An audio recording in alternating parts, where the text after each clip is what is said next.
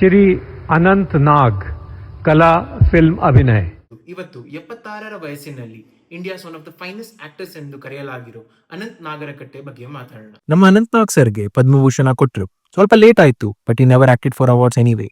For over 50 years ನಿಮ್ಮ ನಟನ was never love, never flashy, always real, always grounded.